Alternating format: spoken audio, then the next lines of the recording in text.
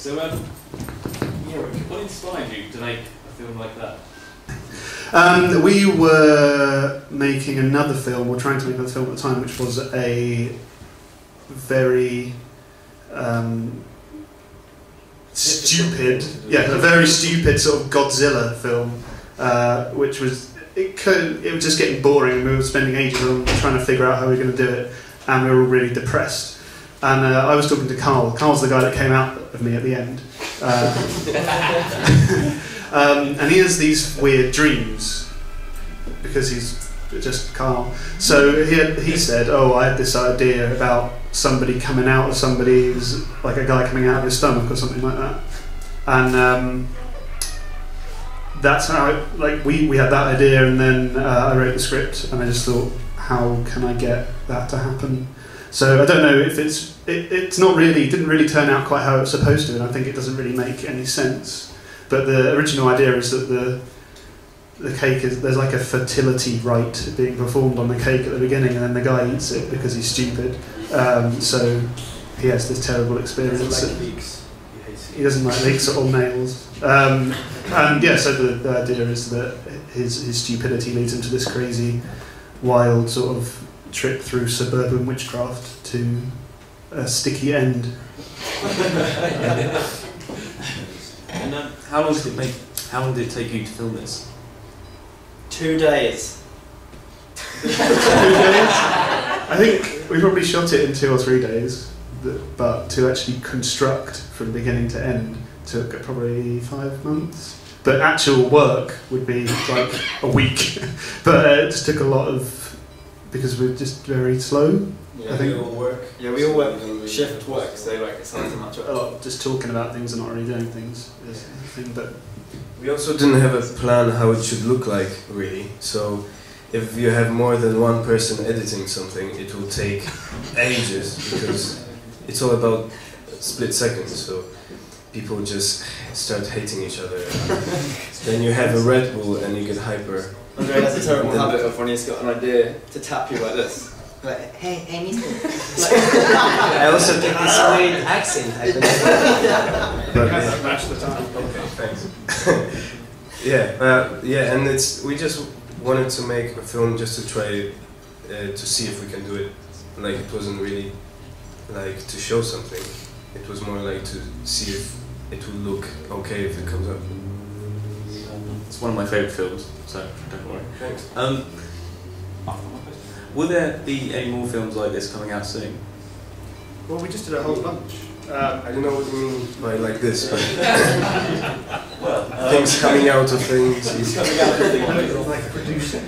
Yeah, we keep making short films all the time. We made maybe. It's difficult to say how many we make, because sometimes like someone will make it on his own, or sometimes we do it together. But we do make films all the time, and it's mostly on Vimeo. It's a really good website for videos, and YouTube really sucks, so you should swap to Vimeo. It's amazing. Let's say the website. Yeah, our little group is called Project Trident, and we make a whole bunch of different things. It's not at all organised. It's just some people that work at the cinema and some of our friends, and we make things. We just did a whole sort of bunch of about 8, I think, ish. So if you go onto Vimeo, and you can look for Project Trident on there, and you'll find us. We're also on Twitter, which is probably easier to remember. So look for Project Trident on Twitter, and you'll see us. And you can go and see. I think up on our thing now, we've got maybe 15 films altogether from the history of our works. It's vimeo.com/Project Trident. Yeah. So. Yeah. Are there any questions in the audience? How do you do the shots from inside the fridge and the cupboard? Is this like park a camera? Put the camera in the fridge or cupboard. We used a very small camera. It was just a little camcorder, but it was HD. That's why maybe the image is quite good. But it wasn't like a big manual camera.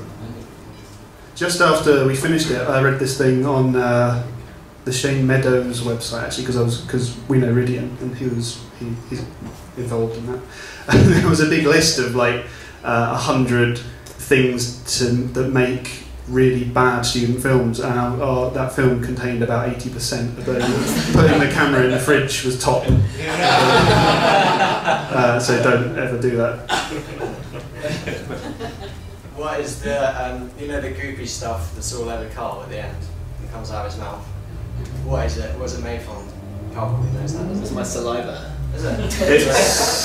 I don't think your saliva's made out of arrowroot because it's made out of arrowroot, which is like it's a thing you use to cook with, sort of like gelatin. It's powder, and you cook it. Carl is the expert, but that's roughly you put water into this powder, and you mix it up, and it makes it gooey, kind of like it's sort of gelatiny, very thick, very very very cheap indeed. So it's a good. And it becomes cold very quickly. So if you cover someone in it, just like have a blanket or something, because the car was like literally shaking. It wasn't like acting; he was actually shaking on the floor.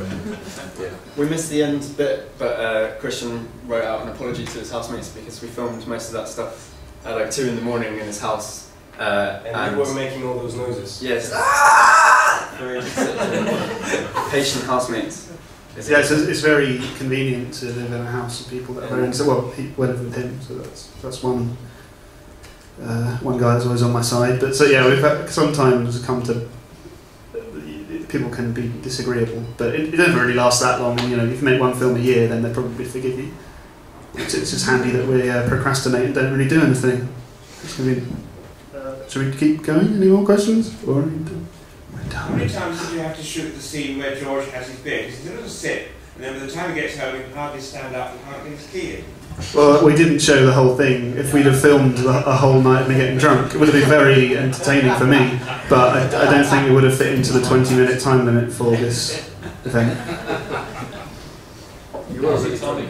I was absolutely drunk when I filmed that. The whole thing, like from start to finish, I was completely drunk. I'm nice. Any more questions?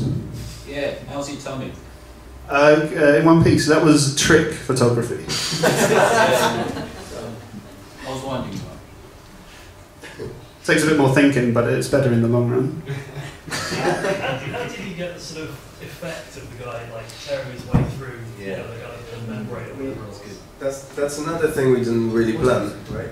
The thing is, I was gonna we did another thing kind of like this, and I was gonna make a little documentary to show how to do something like cut a guy's arm off, and here's how how you do it, because that's kind of the fun. But then if I tell you how it works, then you just say, oh, it was rubbish. Like they just did this thing and it wasn't even clever. So I'm not going to tell you because it's better.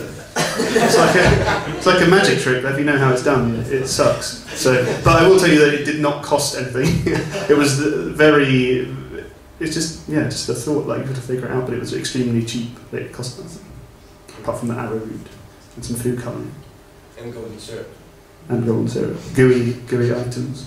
But you figure it out yourself because you could do it. You just have to edit cleverly and have some weird idea. I will not tell you. Any more questions? I'd just like to say in conclusion that a quick canvass of my colleagues here, we got the cake connection. Yeah, that's good. I'm glad. I was worried that it wouldn't make any sense.